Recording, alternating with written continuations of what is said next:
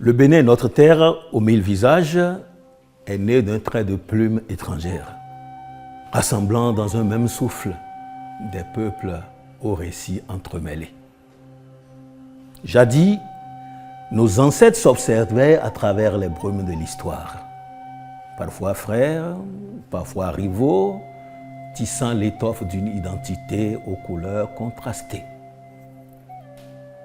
Depuis, les eaux du temps ont sculpté notre destinée et notre République se dresse fière face au vent du monde. Mais où en sommes-nous vraiment? Sommes-nous encore les artisans de notre édifice ou avons-nous atteint les cimes espérées? Le colonisateur, en 1894, ne nous a point consultés. De gestes, il a mêlé nos destins, ignorant les cicatrices invisibles et les mémoires bruissantes. Alors, parfois des fissures apparaissent et des échos du passé résonnent dans les murmures du présent. Pourtant, chacun sait que seul, il n'est qu'un roseau face à la tempête. Nos diversités sont des fils d'or et c'est ensemble que nous devons tisser la toile de notre avenir. Notre histoire est un fleuve aux eaux profondes. Elle porte les clameurs des royaumes d'Oyo et de Dahomey, le tumulte des razzias, le poids des chaînes et le silence des sacrifices. Si ces ombres appartiennent au passé, elles colorent encore nos âmes, influençant nos regards, nos pas hésitants vers l'autre.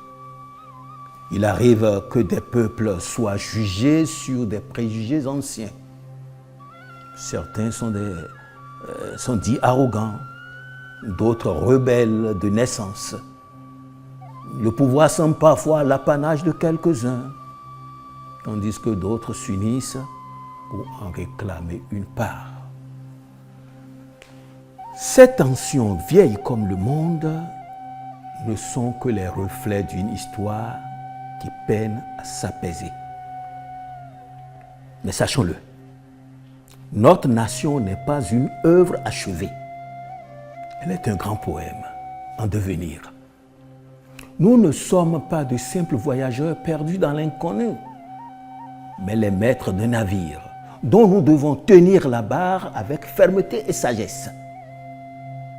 Et il nous faut alors écrire ensemble un récit où chaque voix trouve sa juste place. Un récit qui honore les blessures d'hier, dissipe les ombres des dominations d'autrefois et scelle une confiance nouvelle. Fon, Idacha, Tchabé, Bariba et tant d'autres, unis non par la contrainte, mais par la promesse d'un destin partagé. Car une nation, ce n'est pas un territoire figé sous un drapeau, hein? C'est un rêve qui se construit chaque jour. Une espérance tissée d'efforts et de fraternité. C'est une étoile qui ne brille pleinement que lorsque chacun y apporte un éclat. Et si demain, sous un même ciel, nos cœurs battent d'un même élan, alors oui, le Bénin sera plus qu'un pays. Il sera une promesse tenue. C'était un message de l'association ICAD, Imaginer et construire l'Afrique de demain. Un message que je porte à vos yeux et à vos oreilles pour le surcheminement de notre destin. Si vous vous êtes senti interpellé par le message, joignez vos mains et réflexions à celles de l'ICAD via WhatsApp au +41 78 608 90 96 de M. Yansung Edgar et au +229 01 97 13 0808 le numéro de votre humble serviteur Ian Sietchenou.